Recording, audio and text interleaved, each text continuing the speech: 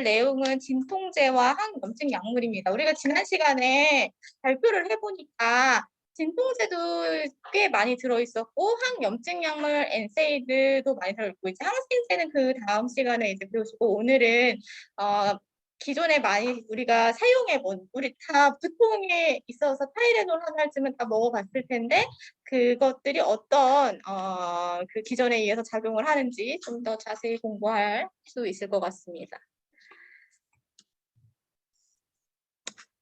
원래 우리가 순서대로면은 바로 이제 병원성 미생물에 작용하는 약물로 진입을 하면은 엄청난 어떤 그 종류의 그 양의 이제 그 위압감을 느껴서 약약 버려야 되겠다 싶어서 쉬운 약물부터 많이 먹어본 진통제와 항생제를 먼저 하기로 했습니다. 그래서 교과서 페이지가 290쪽으로 뒤로 한참 후로 이제 가게 되었다. 290쪽 약물은 290쪽부터 나오는 이런 이제 진통제 중에서도 제가 이게 중추신경계 약물 중에서 아편계 진통제와 기량제만 선택한 거거든요. 사실 중추신경계 약물은 그 앞에서부터 이미 그 정신과 질환에서 사용하는 다양한 약물들부터 마취제까지를 다 포함하고 있는데 여기까지 공부할 필요는 지금으로서는 시간도 없고 여력도 없어서 이 진통제만이라도 잘 배우시는 게 훨씬 도움이 되실 것 같아서 제가 선택한 것이고 그래서 오늘은 중추신경계에 작용하는 진통제 그리고 오타코이드란 무엇이고 그 항염증성 약물은 어떻게 기전에 의해서 작용하는가 항히스타민제도 함께 배우도록 하겠습니다. 중추신경계 작용약물 페이지로 290쪽 제가 드린 자료와 함께 보시면 되겠습니다. 배 아파보신 분 계시지 않나요? 여성들은 주로 이제 생리통 때문에 아마 진통제를 드셔보신 분들도 있을 것이고, 뭐, 기타 감기 몸살로 근육통으로 진통제를 드셔보신 분들도 있고, 보통 두통도 많이 있죠. 그래서 통증을 난 태어나서 한 번도 느껴본 적이 없다. 계신가요? 그럼 강철 같은 사람은 진통제가 필요가 없겠지만, 우리 몸은, 매일 경험하는 현상으로서 이 통통은 필수적인 방어 기능이에요. 따가워, 뜨거. 이거를 못 느끼면은 우리 몸이 이 문에 찧어서 손가락에서 피가 철철 나는데 그 다음에 이 다시 문에 찧지 않게 조심하겠죠. 우리 몸의 하나의 그런 필수적인 방어 기능으로서 이런 페인은 굉장히 불쾌한 감각이어서 다음번에 그런 손상을 입지 않도록 스스로를 방어하기 위한 하나의 방어 기능을 가지고 있는 그 페인 그 자체인데 굉장히 주관적이에요. 우리가 통증을 사정하기 위해서 무슨 도구를 쓰죠? NRS. NRS뿐만 아니라 뭐 아동에게는 뭐 페이스펜 스케일이라든지 그리고 말을 할 수 없는 의식이 조금 불분명한 사람에게는 팔다리의 움직임이라든지 어떤 그 FLACC라는 도구도 있어요. 그래서 그런 도구들을 가지고 다양한 통증을 사정할 수 있기는 하지만 그게 굉장히 주관적이라는 거죠. NRS를 예를 들면은 우리 보배 학생이 NRS 지금 배가 아파가지고 지금 10점 만점에 통증이 몇 점이세요? 물었어요. 그럼 몇 점이라고 대답하실 거예요? 7점. 그러면은 서해에게도 비슷한 강도의 통증이 있다고 치면은 서해도 7점이라고 대답을 만약 했다 칩시다. 그러면은 이 둘의 7점은 같은 건가요? 전혀 다를 수 있어요. NRS 7점이라는 의미는 이 사람에게 7점인 거지 우리가 보는 객관적인 척도로서의 7점은 아니에요. 그 사람에게만 유효한 주관적인 척도거든요. 그 사람의 통증의 변화를 보기 위한 그 지점을 제공해 줄 뿐 각각 개인에게 개별적인 그 점수를 평가하기에는 간호사인 우리도 예를 들면 NRS 3점은 진통제를 줘야 되는 점수인가요? NRS 3점. 10점 만점에 3점. 어떤 점수죠? 참을 만한 통증? 괜찮은 통증? 아니면 엄청 아픈 거? 몇 점? 10점 만점에 3점은 큰 건가요? 작은 건가요? 그냥 객관적으로 봤을 때는 한 5점을 기준으로 좀 작으니까 이제 작다고 보여지기도 하죠. 근데 3점에서도 대상자가 진통제를 원하면 줘야 해요. 예를 들면 통증이 하나도 없는 상태가 정상이에요. 통증이 3점만 있어도 괜찮아요? 통증 3점 계속 참으라면 참으시겠어요? 약을 먹으면 0점으로 될 수 있는데 원래는 통증이 없는 게 맞아요. 지속적인 통증이 1.2점만 지속돼도 일상생활에 영향을 미친다는 거예요. 그런 것에 대해서 도움을 주기 위해서 진통제를 준다는 거. 그러니까 진통제 인색하기보다는 효율적으로 그 통증을 조절하기 위한 어떤 약물로서 그 대상자의 입장에서 그걸 생각해야지 된다는 얘기를 하고 있는 거예요. 객관적으로 10점 만점에 3점 가까이 거 물 못 참아가지고 진통제를 달래 이렇게 생각할 문제가 아니라는 거죠. 그래서 이런 그 통증에 대한 주관적인 것이어서 그 대상자의 입장을 제일 고려해야지 된다. 진통제를 쓸 때는. 그리고 급성과 만성 통증으로 구별을 하는데 이제 뭐 외상성 통증 이런 것들이 이제 주로 급성 통증에 속하고 만성화된 통증들은 조금은 다른 측면에서의 약물을 주어야 할 경우가 있습니다. 그래서 진통제는 통을 효과적으로 제거하거나 경감시켜주는 약물, 오피오이드, 아날제직 이렇게 있습니다. 통증을 줄여주는 약물들. 통증은 사람이 느끼게 되는 과정은 이런 건 제가 뭐 시험에서 묻지는 않지만 약물의 기전을 배울 때 필요해서 이런 이제 설명을 하는 것인데 통증은 예를 들면 눈에 띄어서 손이 아팠다고 했는데 이게 아픈 게 어떻게 아프다는 걸 생각할 수 있는 거죠? 여기가 아픈 거를 뇌가 인지해야지만 아프다는 걸 인식하는 거거든요. 그러면 이런 외상 수용기, 말초에서의 자극에서 자극에 대한 이 정보가 하나의 신호로 변환돼서 전도, 가지를 타고 쭉 올라가 척수신경을 지나서 상행, 위로 올라가서 뇌까지 전달되는 이 과정을 거치게 되는데 통각의 전달 과정, 통증 정보가 상행한다고 하죠. 위로 올라가서 뇌까지 가서 뇌가 아프다라는 걸 생각해야지만 아픈 걸 알 수 있다는 거죠. 그럼 우리는 진통제를 어떻게 사용하면 되겠어요? 여기 이런 데를 끊으면 되지 않겠어요? 이런 통증을 전달하는 그 과정에서 차단하는 거죠. 이런 데에서 전도 물질이 분비되지 않도록 중간에 수도 회백질에서의 억제성 신경전달 과정에 전달 물질로 작용하면서 억제시키는 기능을 하는 거죠. 이런 신호의 변화를 타고 이렇게 쭉 올라가는 이런 가지들을 차단시키는 작용을 하는 것이 결국에는 진통작용을 발현하는 것으로 알려진 아평계 진통 약물의 작용 기전이 되겠습니다. 네, 아평계 수용체 약물에 대해서 이야기를 하겠습니다. 우리 리셉터에 대해서 지난 시간에 이제 배우셨어요. 리셉터는 가서 달라붙을 수 있는 그 자리, 리셉터가 있어야지만 그 약물이 가서 잘 달라붙을 수 있다고 했고, 그 핏이 굉장히 중요해서 정확하게 잘 맞으면 이제 강력한 작용을 발현할 수 있는 것으로 되어 있죠. 아평계 수용체에 대해서 보면은 하나가 아닙니다. 교과서로는 지금 290쪽의 표 그대로 이제 밑에 나와 있는데요. 제가 읽을게요. 모든 이제 아평계 물질은 그 특정 아평계 수용체에 결합하여서 양리작용을 발현하는데 이 수용체는 주로 바닥계, 치상하부, 둘레계통, 대뇌 겉질에 존재한다. 아평계 약물은 완전 작용제와 부분 작용제, 혼합 작용제 또는 순수 기량제로 작용할 수 있다. 아평계 수용체로 뮤, 델타, 카파 세 종류가 존재하며 네 번째 수용체로 알파 수용체가 지목이 되었는데 이런 뮤 수용체의 아평계 물질의 진통작용은 주로 이제 대부분의 물질이 뮤 수용체에 가서 작용한다고 보통 보여지는 것이죠. 그리고 호흡 억제와 육체적인 의존성과 주요한 부작용도 대부분 뮤 수용체에서 일어나는 것이어서 현재 사용되는 대부분의 아평계 진통제는 뮤 수용체 작용에 의한 효능제, 작용제, 아고니스트자.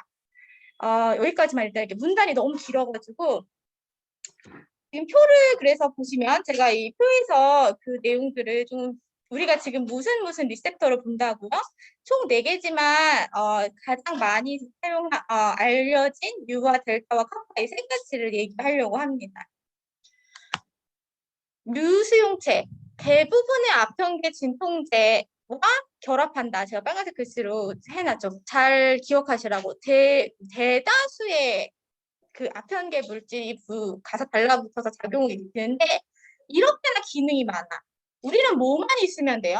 통증을 완화시키는 기능만 있었으면 좋겠는데 척수상부와 척수계통의 모든 진통뿐만 아니라 진정, 졸립게 다운시키는 기능도 가지고 있으면서 호흡도 억제시킨대. 별표. 호흡을 억제시킨다는 건 왜 사람이 마약을 하다가 목숨을 왜 잃게 되는 거죠? 호흡을 억제시키기 때문이에요. 숨을 못 쉰다는 거죠.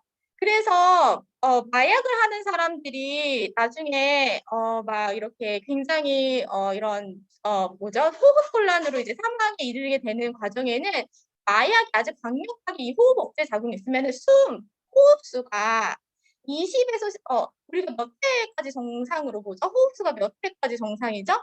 12에서 20회인데 12회도 쉬지 않는다는 거죠. 점점점 그 호흡의 중추를 마비시켜서 호흡의 수가 억제돼서 숨을 쉬지 세츄레이션 유지가 되지 않는다는 거죠. 그리고 소화관통과 지연, 변비라든지 이런 이제 작용들이 나타난다는 거죠. 이쪽은 제가 설명하자니까 조금 우리 수업 내용에서 설명 커버하기가 어려워서 여기까지 기능까지만 일단 보도록 할게요. 그다음에 이런 뮤 리셉터는 그러니까 거의 모든 부분에 있어서의 뭐 호흡기계, 소화기계뿐만 아니라 호르몬과 신경전달 물질의 유리 조절까지도 대부분의 기능에 작용을 하는 게 뮤 리셉터, 주요한 그 리셉터가 되겠고, 그다음에 이제 델타 리셉터는 이제 뮤보다는 조금 작용이 적지만 주로 말초에서 중요하죠. 말초에서. 말초에서 주로 하면서 여기 똑같아요. 여기서 있는 거 진통 효과 똑같았고 호르몬과 신경전달 물질 조절도 같지만 말초에서 중요하다. 이 지금 책이 너무 문단이 길어가지고 제가 중요한 것만 지금 가지고 온 거예요. 이걸 다 읽으려면 시간이 없어서. 그리고 카파 수용체. 카파 수용체는 척수 진통에 관여한다. 여기까지만 일단 기억하시고 척수 진통은 나머지 것도 다 가능한데 카파 리셉터는 이제 척수 진통 효과를 위해서 이제 많이 이제 사용을 해서 주로 마취 상황에서 사용하는 물질로서 선택이 많이 되어지는 펜타조신이라든지 이런 물질들이 이제 사용이 되는데 뒤에 나올 거예요. 다시 조현병 유사 효과. 조현병이 무슨 병이죠? 배우셨나요? 정신간호 시간에? 조현병 무슨 병이죠? 옛날에는 이거 이름이 명칭이 뭐였죠?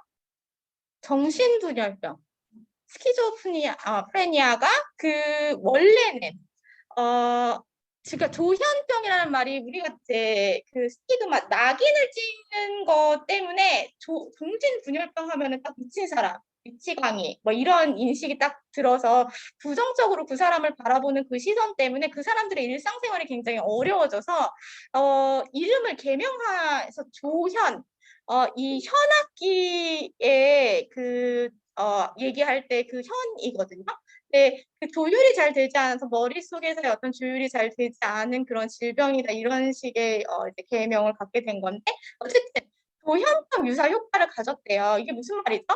이 마약을 맞았더니 정신이 혼미해지고 망상, 막 헛소리에 그리고 막 가족을 못 알아보고 막 소리 지르고 병실에서 난동을 부리는 사람 제가 같이 실제로 많이 봤어요. 근데 이 물질은 카파리셉터의 작용에 의해서 이런 조현병 유사 효과가 나타나는 것이어서 그런 사람에게는 주로 그 자가 통증 조절 장치 내에 그 물질이 문제가 되어서 PCL을 꺼야지 돼요.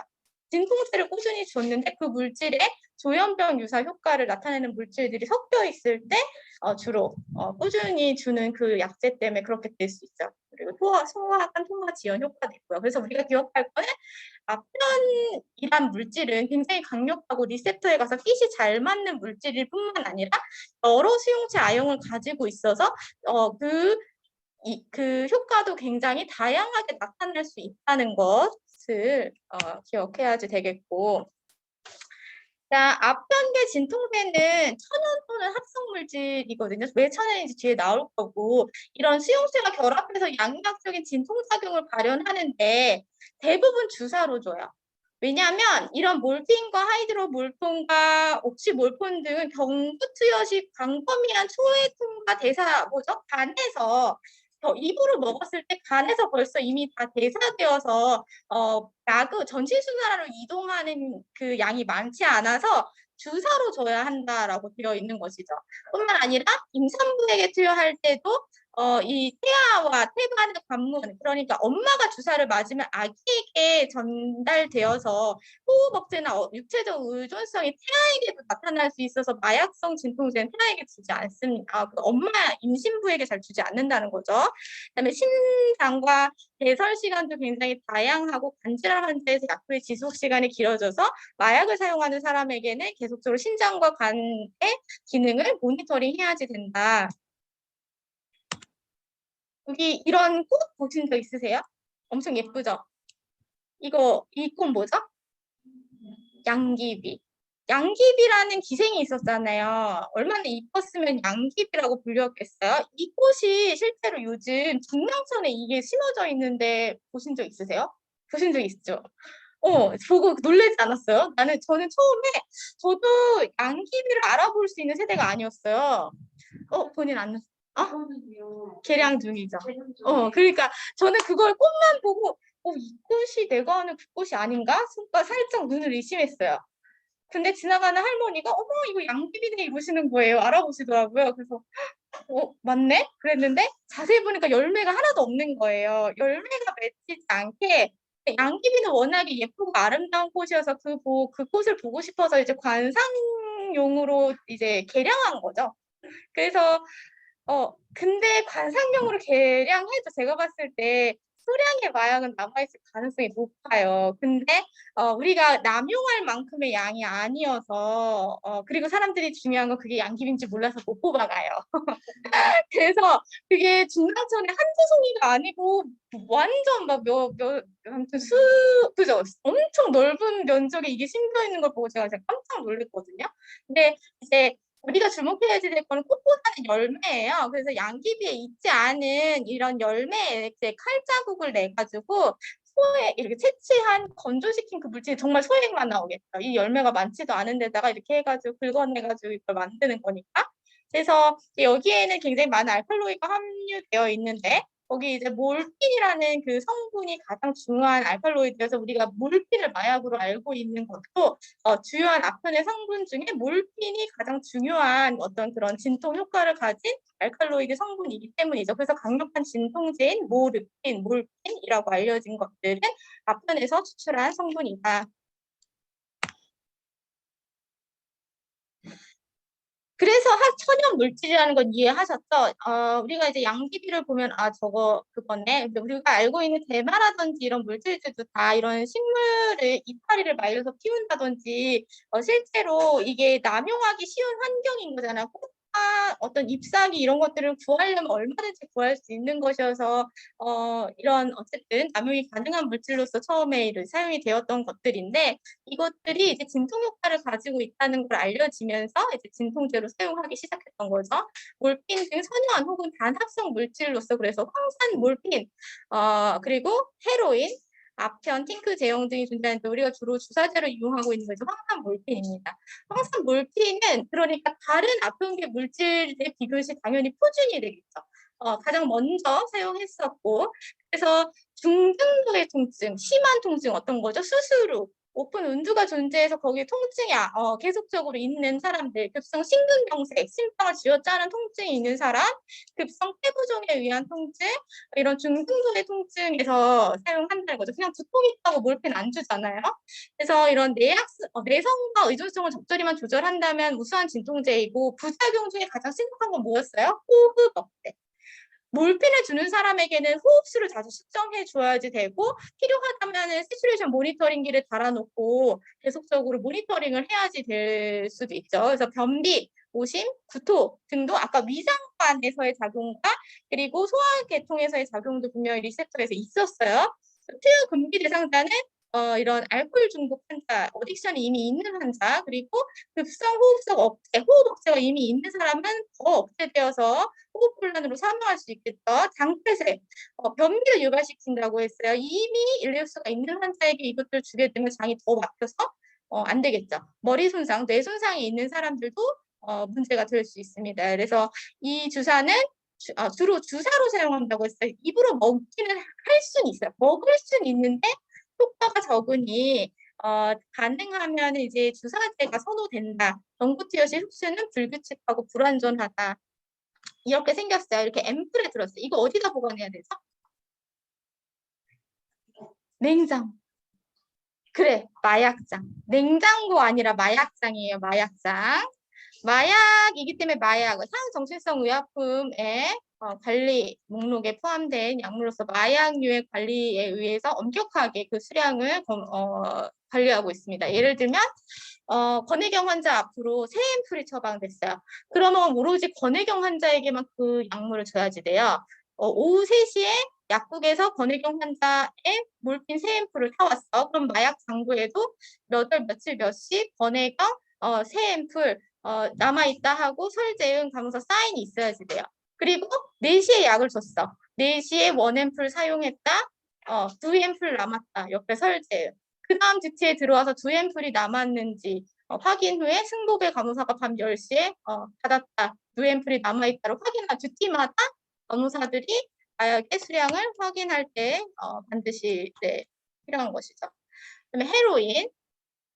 헤로인은 뉴스에서나 요즘 또 연예인의 그 마약이 한창 화제가 되고 있는데 필로폰도 우리 교과서에 나오는데 제가 잘랐어요. 그건 지금 헤로인까지만 일단 배울 건데 이제 헤로인은 아편계 물질이지만 몰핀에 비해서 탐닉 작용이 강해요.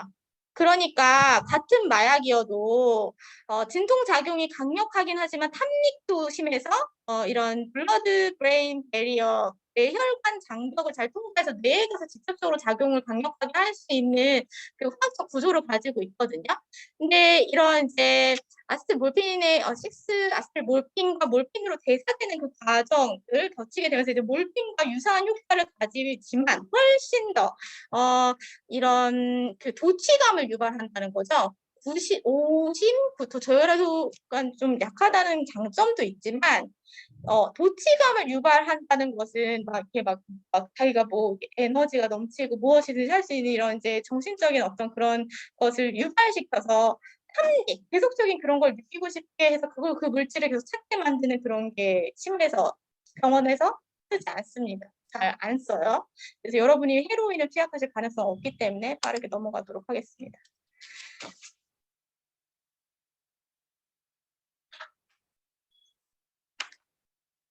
그다음에 합성진통제로 넘어가겠습니다. 합성 293쪽의 하단의 합성진통제는 이제 데메롤, 페치딘, 메페리딘이라고 알려진 이 물질입니다. 이것도 마약류에 속하면서 마약상에 보관을 해야지 되고 메페리딘도 많이 쓰지만 사실은 저는 임상에서 페치딘 데메롤이라는 이름을 더 많이 썼던 것 같아요. 같은 것이라는 걸 알아두실 필요가 있어요. 페치딘 데메롤은 메페리딘과 같은 말이며 합성 마약성 진통제이다. 몰핀과 작용이 굉장히 유사한데 이제 진통 강도는 몰핀에 비해서 약간 약하지만 역시 강력해서 심한 통증과 어떤 수술 전후 진통제를 역시 사용할 수 있고 몰핀에 비해서 약효의 발현이 더 빠르고 그다음에 장점이 지속 시간이 짧다는 게 장점이에요. 마약은 강력하게 결합돼서 효과도 오래 유지되는 측면에서 장점이라고 볼 수 있지만 빨리 배출되어서 하는 건 안전하다고 했어요. 그래서 이 약만큼은 분만시 엄마에게 주어도 아기에게 큰 문제가 되지 않는 것으로 되어 있기 때문에 임상에서 사용이 분명히 장점이죠. 분만시 사용이 가능한 페치딘, 데메롤. 네. 이게 혹시 그 흔히하는 에피듀럴 그거 비슷한 거? 놓을 수 있어요. 에피듀랄이 이제 아까 제가 말한 그 PCA 계통도 다 에피듀랄로 생고 에피듀랄로 들어가느냐, IV로 들어가느냐의 차이인데 에피듀랄 뒤로 이렇게 척수로 바로 진입하는 것은 하반신의 영향, 이 밑으로만 작용하게 보통 하거든요. 그러니까 진통 중에는 이 상부에 올라갈 필요가 없으니까 이 아랫부분으로만 이제 마취와 진통의 효과를 보기 위해서 이제 에피듀랄 그리고 훨씬 더 빨리 작용하고 강력하게 작용할 수 있거든요. 오래 지속되고. 그래서 에피듀랄 선택하는데 에피듀랄용으로도 쓸 수 있죠.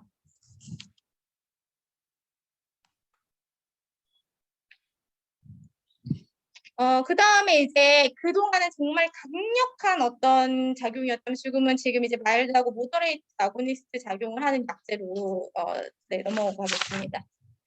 그러니까 아주 강력한 것만 좋은 약이 아니라고 했어요. 무조건 강력하다는 것은 한편으로 사이드 이펙트도 굉장히 강력하게 일어날 수 있다는 것이라고 제가 얘기를 했었는데 약한 중등도의 자궁제에서는 대표적인 물질로 이제 코데인과 옥시코돈 네, 넘어가 버렸네. 네, 코데인 여기 코데인 제가 이렇게 한국말로 써놓은 것 정도는 읽으실 줄 알아야지 돼서 한국말로 써드린 거예요.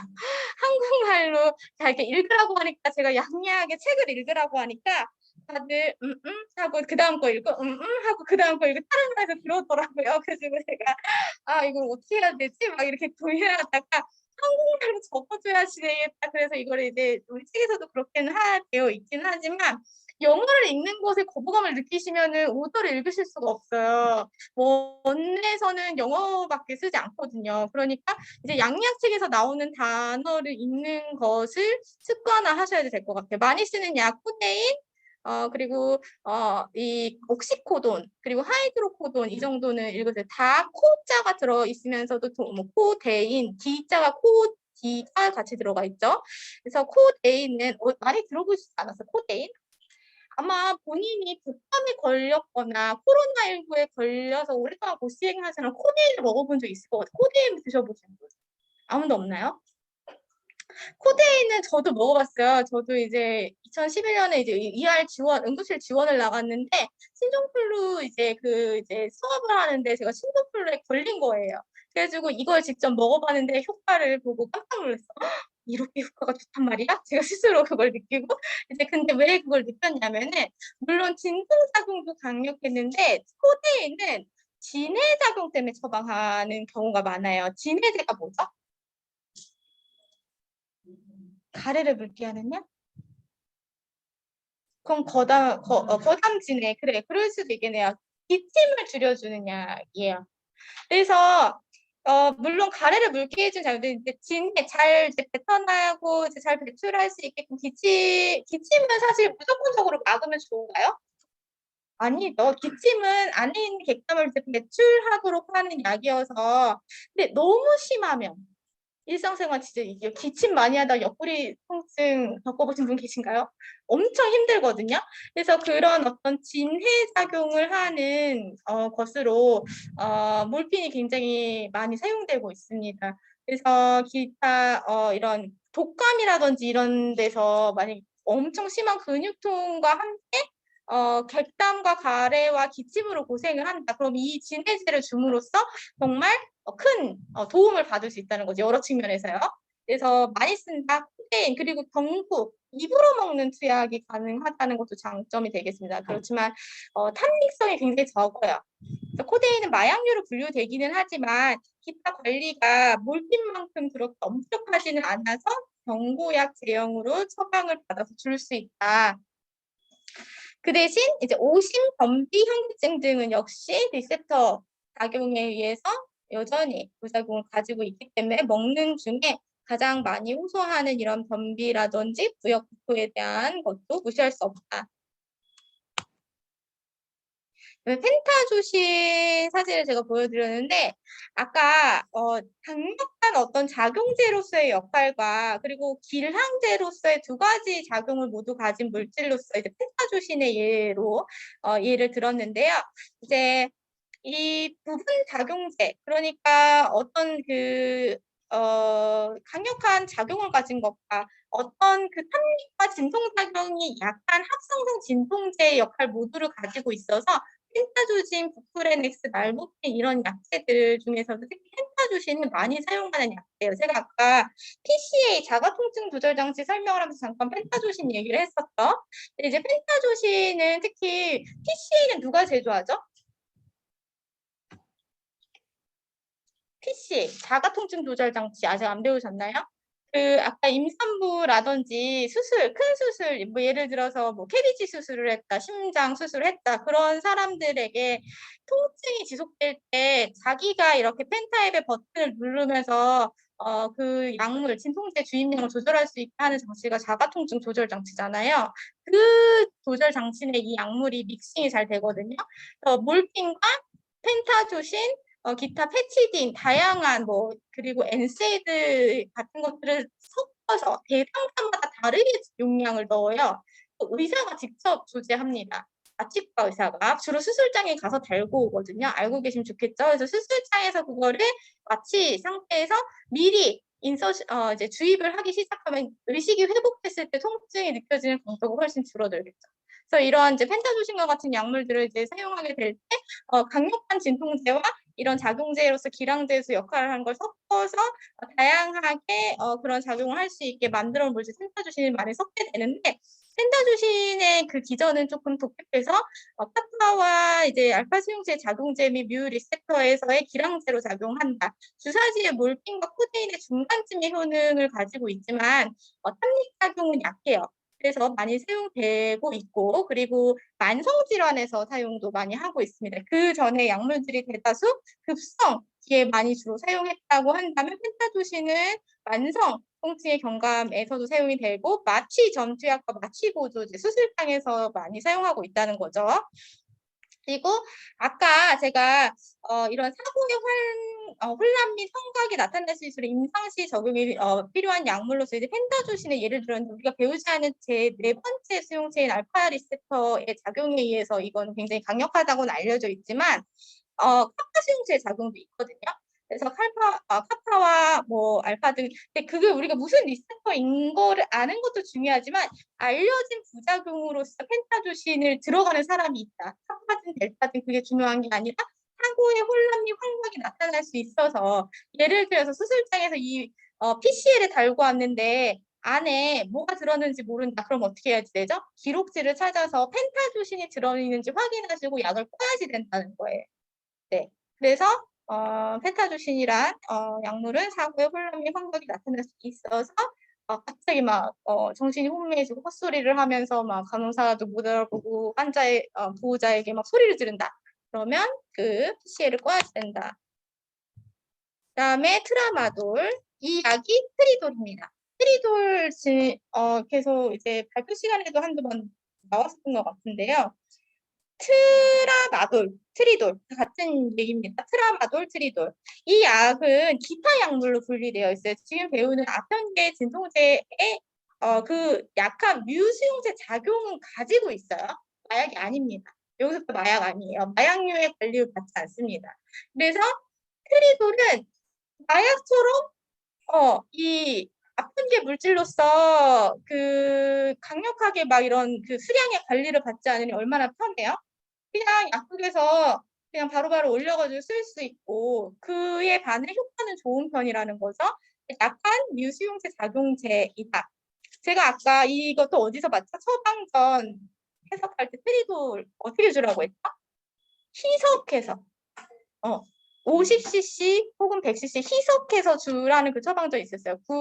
왜 그렇게 하라고 했냐면요. 오심과 구토가 굉장히 흔한데요. 제가 이제 외과계 병동의 간호사였는데 특히 이제 엔세이드와 트리도를 번갈아가면서 주는 경우가 많아요. 한 번 약을 주고 통증이 잘 조절되지 않으면 똑같은 약을 또 그 다음에 줄 수 없기 때문에 트리도를 주는 경우에 이걸 그냥 슈팅하면 될까요? 이게 2cc짜리 혹은 1cc짜리 트리돌 이제 종류가 두 가지인데 슈팅하면 100% 오심과 구토가 거의 나타났어요. 그래서 희석해서 주는 거예요. 천천히. 그 여러분도 의사들은 별로 처방을 그렇게 생각하고 내지 않아서 그냥 트리돌 하나 주세요. 이렇게 내던가. 트리돌 원앤풀 원래 묶어서 묶음 처방으로 희석해서 주라는 처방도 해야지 되는데 그걸 잘 안 해요. 그래서 여러분이 그냥 오더를 받으시라도 자연스럽게 희석해서 줘야지 된다는 거를 생각하셔야지 되겠습니다. 경련과 어떤 의존 증상 이런 발현 가능성이 있긴 하지만 장점이 많아서 임상에서 많이 사용하고 있고 신경병성 통증, 만성 통증에도 효과가 좋은 것으로 알려져 있습니다. 다음에 우리가 많이 사용하는 엔세이드와 아세트아미노펜에 대해서 이야기를 하겠습니다. 324조 가겠습니다. 위에 이제 원래 트리돌 뒷부분에는요, 뭐 날록손과 기타 약물들이 나오는데 이제 날록손은 이제 해독제로서 안티도트로 사용하는 약물이고 뒤에 중추신경제, 흥분, 뭐 필로폰, 히로폰 막 이런 거 나오거든요. 296페이지 거기 제가 강의 안 할 거예요. 여러분에게 거의 사용될 가능성이 없고 날록손은 나중에 응급 가동하게 해서 다시 배우실 거라서 넘어가도록 하겠습니다. 네. 328초.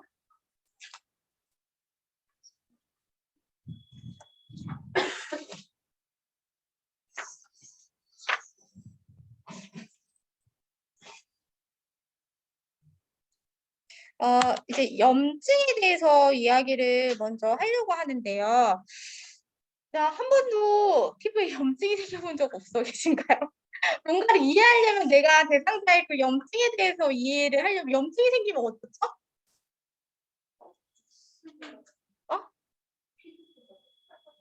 부어올라. 그 다음에 아파? 되게 시간이 지나면서 진물도 나고. 진물도 나고. 네네. 맞아요. 염증이란 기본적으로 부어올라. 안에 무언가가 꽉 차가지고 막 부어오르는 느낌 같은 게 있고, 그리고 빨갛게 홍조, 부종이 일반적이고, 그 다음에 공통, 발열 등을 동반하죠. 네. 얘기하실 말씀 있으신가요?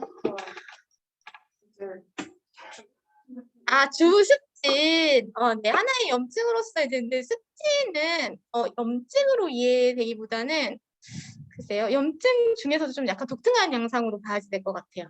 네, 부어오르는 그거 말고도 막 이렇게 막 수포가 부풀어 오르면서 막 이렇게 전파되는 어떤 그런 것들이, 네, 습진은 나중에 다시 다룰 그게 있을 거예요. 일단 염증세를 공부하는 차원에서의 습진은 약간 포인트를 벗어나서, 염증으로 다시 돌아오겠습니다. 근데 염증은 세포의 홍조와 부기 왜 유발시키는가? 염증도 통증이랑 좀 같은 맥락에서 얘기를 한다면요. 염증은 필요해요? 안 필요해요? 우리에게는 좀 별로 도움이 안 되는 것 같지만 우리 몸의 입장에서는 염증이 없으면 안 되는 하나의 기전이거든요. 통증이 그랬듯이. 조금 불편하지만 세포 손상에 대한 반응으로 혈관의 조직에 이런 면역 반응과 관련, 그러니까 면역의 반응으로서 고름은 뭐죠?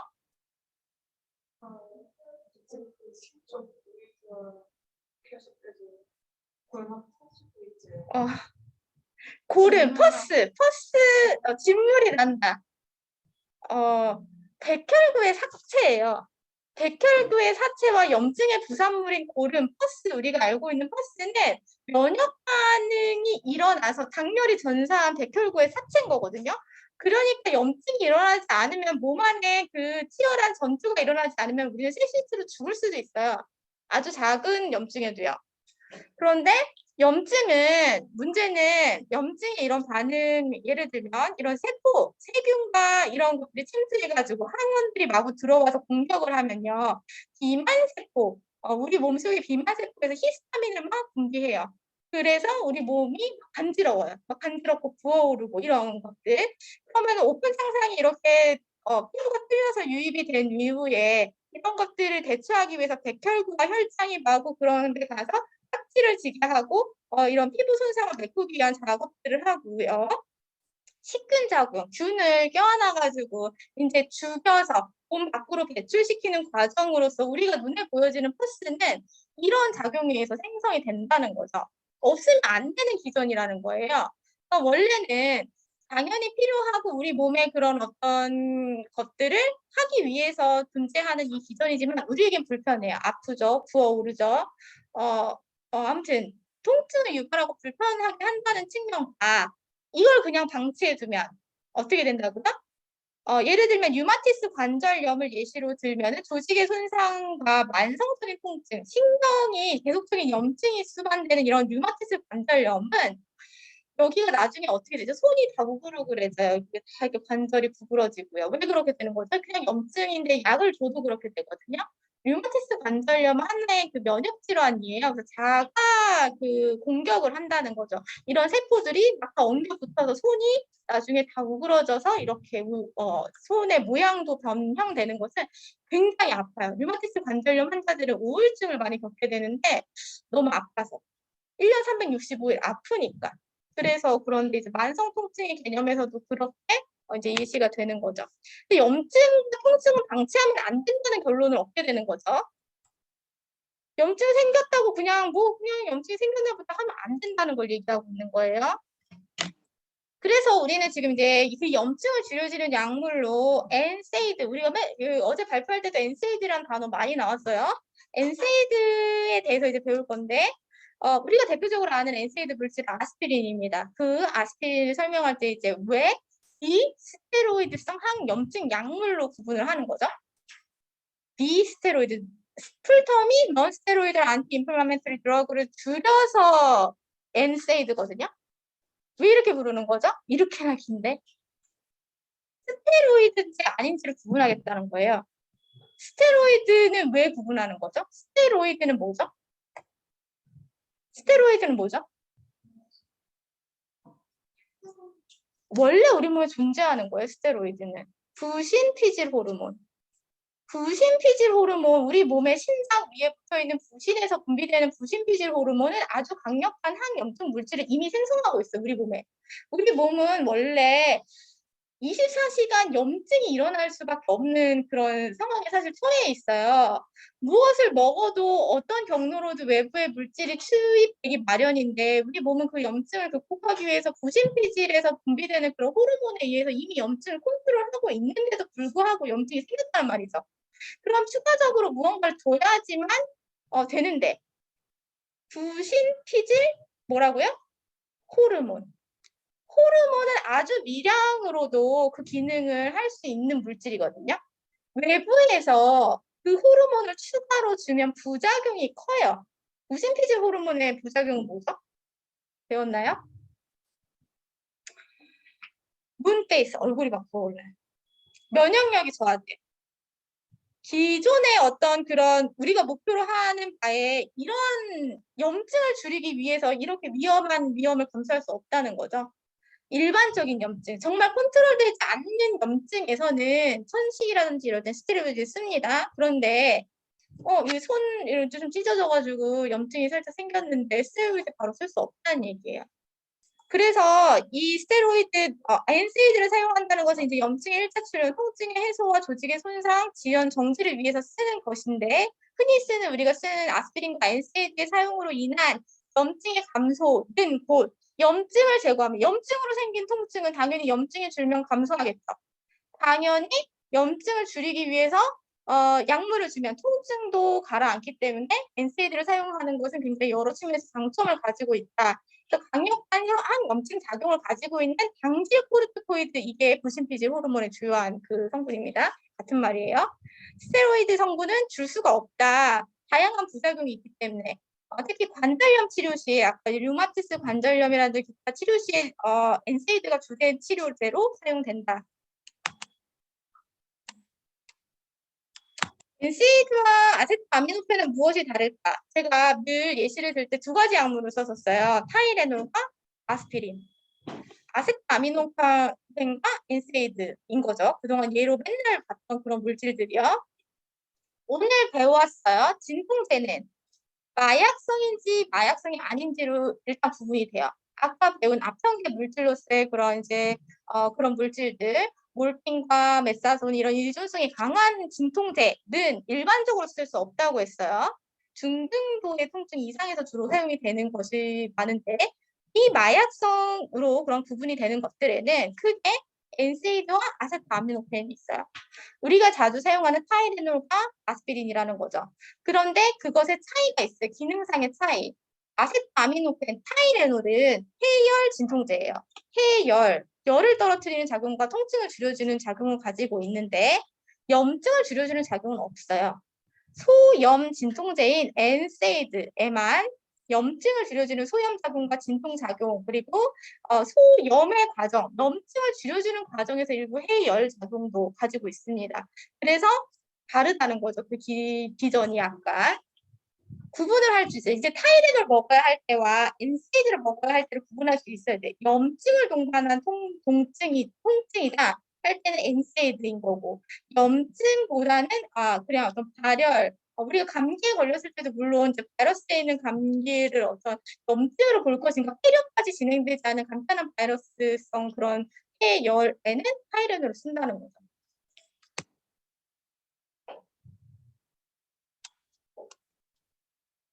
아스피린.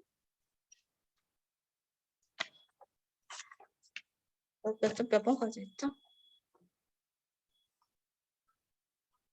좀 쉴까요? 10분 쉬겠습니다. 아스피린 들어가기 전에.